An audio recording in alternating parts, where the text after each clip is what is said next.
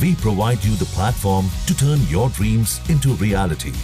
Give wings to your aspirations with KR Mangalam University.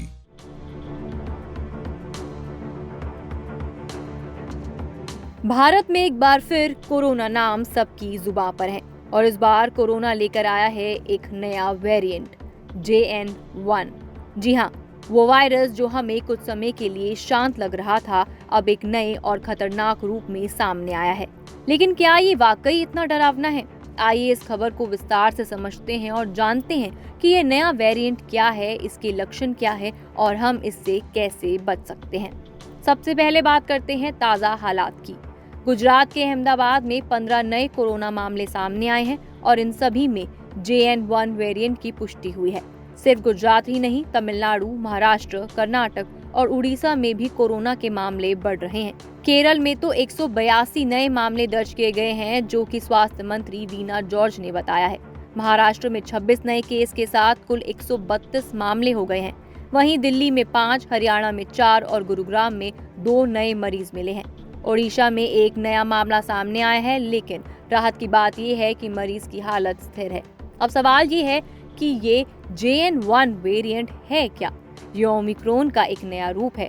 जी हाँ, ये Omicron का एक नया रूप है जो BA.286 से निकला है।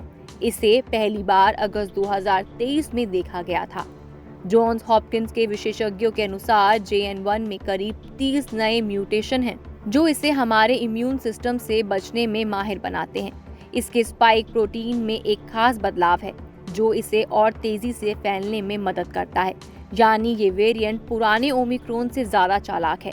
लक्षण वैसे तो बुखार, खांसी और थकान जैसे ही हैं, लेकिन एक नया और खास लक्षण है दस्त यानी डायरिया, जो इस वेरिएंट से प्रभावित ज्यादातर मरीजों में देखा जा रहा है। लेकिन अच्छी खबर ये है कि घबराने की जरूरत नहीं है। गुजरात की डॉक्टर नीलम पटेल ने साफ कहा है कि ये मामले अभी चिंता का विषय नहीं है। अहमदाबाद के सभी 15 मरीज घर पर ही ठीक हो रहे हैं और किसी को अस्पताल में भर्ती करने की जरूरत नहीं पड़ी। केंद्रीय स्वास्थ्य मंत्रालय के मुताबिक पूरे देश में अभी 257 सक्रिय मामले हैं, जो बहुत ज्यादा नहीं है। फिर भी ये देखना जरूरी है कि एशिया के कई देशों जैसे कि चीन, थाईलैंड, सिंगापुर और हांगकांग में JN1 की वजह से मामले बढ़ रहे हैं। हांगकांग में तो 30 से ज्यादा मौतें भी दर्ज की गई हैं। अब ऐसी स्थिति में हमें क्या करना चाहिए? तो बता दें कि सावधानी ही सबसे बड़ा हथियार है।